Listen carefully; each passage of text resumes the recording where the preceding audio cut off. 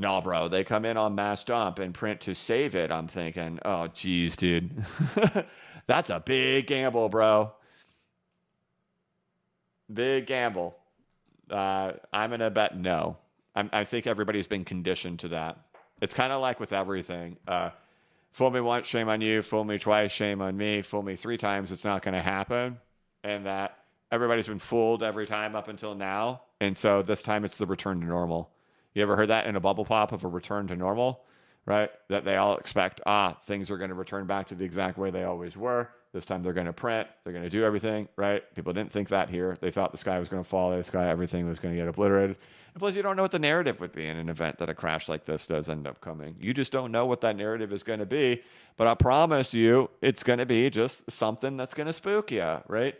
Like grayscale Bitcoin dumping, Mount Gox going to be releasing their Bitcoins. The narratives just arrive that make it to where you don't buy, just like down in here. I don't care how many people come on here into the chat and say, I bought. If you watch this channel, you had a higher probability that you did buy at the bottoms than any other channels. But the majority don't, because they still expect a little bit lower. That's all they were expecting for, right? Narrative super utterly horrible. They expect a little bit lower. They don't get it. And that's kind of the discussion here with the 60K thing too, right? Getting up here, if you're expecting just that little bit more, you just don't end up getting it right in there, right? But no, I'm definitely not in the camp that the Fed is going to save this with money printing.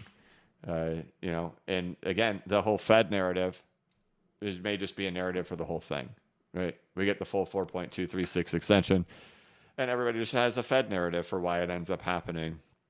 But that's the end of it. And that's scary. And I hope not, because if this happens, if this is true, if what we're seeing right now is true, dear God, don't be. Please, dear God, be wrong. If what we're seeing is true, this is the highest prices we'll see in the NASDAQ for the majority of our lives. Really. Really. That's crazy. Please, dear God, be wrong. And so that's the thing, right? So with Bitcoiners, right? You were created here. Your ETF launches right here. What are the chances? What are the chances? It's crazy. It's crazy. All right, I got to move on. We're super late. We're an hour and 34 minutes into this thing.